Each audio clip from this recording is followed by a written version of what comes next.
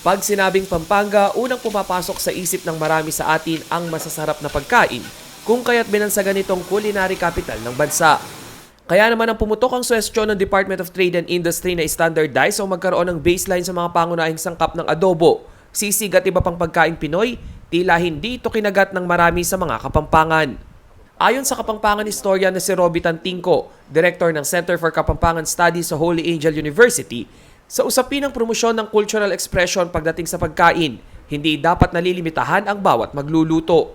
You should let the people do what they want to do.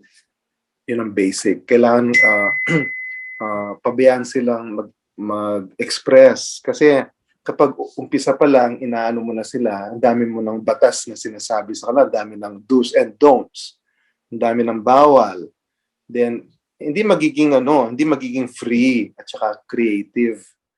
Dagdag pa niya, tila hindi akma na ngayong may kinahaharap na krisis ang bansa uusisain ang pagluluto ng pagkaing Pinoy. Hindi pa panahon para mag-standardize o magbigay ng mga guidelines. Basta pabayaan na lang. Ang mga turista o kung sino man ang gustong bumili ng pagkain, pupunta na, ipe-patronize naman nila yung pinakamagaling, pinakamasarap, di ba? Nilinaw rin ni Tantingco na ang nakagawi ang konsepto ng karamihan na magkaroon ng isang mukha ang pagiging Pilipino ay hindi raw tamang pagyakap sa napakarami at napakayamang kultura sa bansa. Lahat ng adobo, kahit ano pang version yan, authentic yan.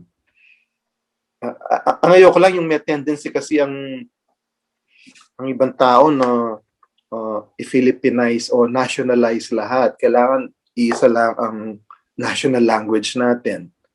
Kailangan iisa lang ang national culture natin o national history. Lagi na lang iisa lang. Hindi pwede yun. Samantala ayon sa DTI, ang pag-standardize ng adobo, sisig, sinigang at iba pang putahing Pinoy ay pamamaraan upang magkaroon ng basic traditional recipe ang Pilipinas sa international food market. Rainiel Pawid, CLTV News.